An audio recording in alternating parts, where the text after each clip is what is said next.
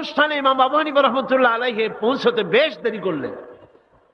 নাস্তিক তখন উপস্থিত জনতাকে বলছে, দেখো তোমাদের ইমাম, তোমাদের ইসলামী চিন্তাবিদ যুক্তিতে দুর্বল, সেই জন্য আসতেছে না। বেশ কিছুক্ষণ দেরি করে তিনি উপস্থিত হলেন। নাস্তিক বলল, আগে আপনি বলেন, আপনি ওয়াদা ভঙ্গ করলেন কেন, সময় মতো আসতে পারলেন না কেন? তিনি জবাবে বললেন, দেখো আমি অনেক দূর থেকে এসেছি, এসে দেখি সামনে নদী, এখন পার হবো কেমনে? কোন নৌকার ব্যবস্থা নাই। হঠাৎ দেখলাম কি এক আশ্চর্য কথা, একটা চারা গজায় উঠলো, ফট করে বিরাট গাছ হয়ে গেল। কই থেকে একটা কুড়াল আসলো, গাছটারে কাজে ভাড়ায় গেল।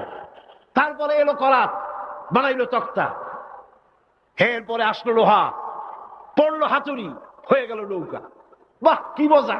এরপর নৌকা নামলো নদীতে, আমি উঠে বসলাম, এই পাড়ি দিয়ে আসলাম, তাই যা একটু দেরি হলো।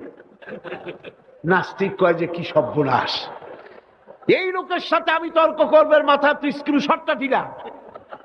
তাহলে আন্দাজে আন্দাজে একটা গাছ হয়ে গেল ফট করিয়া, তারপরে কুড়াল আসলো, তক্তা হইলো, বিনা মিস্ত্রিতে নৌকা হইলো, এটা কেমনে সম্ভব? ইমাম সাহেব বলেন, আমার বিতর্ক শেষ। বিনা মিস্ত্রিতে যদি, তোমার যুক্তি মতে বিনা মিস্ত্রিতে যদি একটা নৌকা না হতে পারে, এই বিশ্ব তৈরি হলো কি করে বিনা মিস্ত্রিতে? ওই বিশাল আকাশ হলো কিভাবে?